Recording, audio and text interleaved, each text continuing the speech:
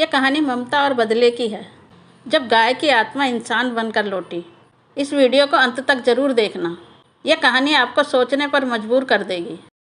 नमस्कार दोस्तों, एक माँ की पुकार, जिसका बेटा अपने कर्मों का हिसाब लेने उससे आया था। तो चलो शुरू करते हैं आज की कहानी। एक महिला थी जिसने जीवन में 20 साल ईश्वर से संतान की कामना की प्रार्थना की। उसका मन, उसकी आत्मा, हर सांस, सब कुछ बस एक इच्छा से जुड़ा था। हे प्रभु, मुझे एक संतान दे दो। ईश्वर की कृपा से ठीक 20 वर्ष बाद उस महिला के एक सुंदर पुत्र को जन्म देती है। घर में आनंद छा जाता है। उसके जीवन की अधूरी पूजा पूरी हो जाती है। यह सुख बहुत दिन तक नहीं टिक पाया। सिर्फ 20 दिन बाद वह बच्चा इस दुनिया से विदा हो गया। वह स्त्री दिन रात रोने लगी। उसके आंसू थमने का नाम नहीं ले रहे थे। उसका रोता चेहरा देखकर गांव वालों ने उसे एक महात्मा के पास भेजा। महात्मा ध्यान में लीन थे। यह स्त्री रोती हुई उनके चरणों में गिर पड़ी और गिड़गिड़ाने लगी, मुझे मेरा बच्चा लौटा दीजिए महाराज। बस एक बार, सिर्फ एक बार वह मुझे माँ कहकर पुकार ले।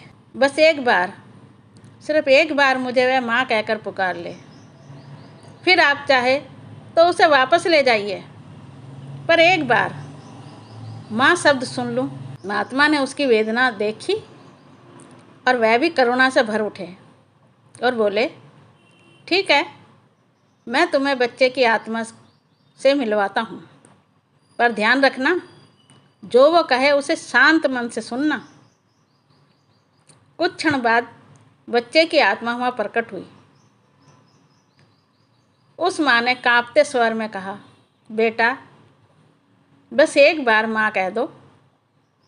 पर आत्मा ने आश्चर्य से कहा, माँ? कौन माँ? मैं तो किसी माँ को नहीं पहचानता। मैं तो यहाँ सिर्फ कर्मों का हिसाब पूरा करने आया था। माँ हैरान रह गई और पूछ बैठी, कौन सा हिसाब?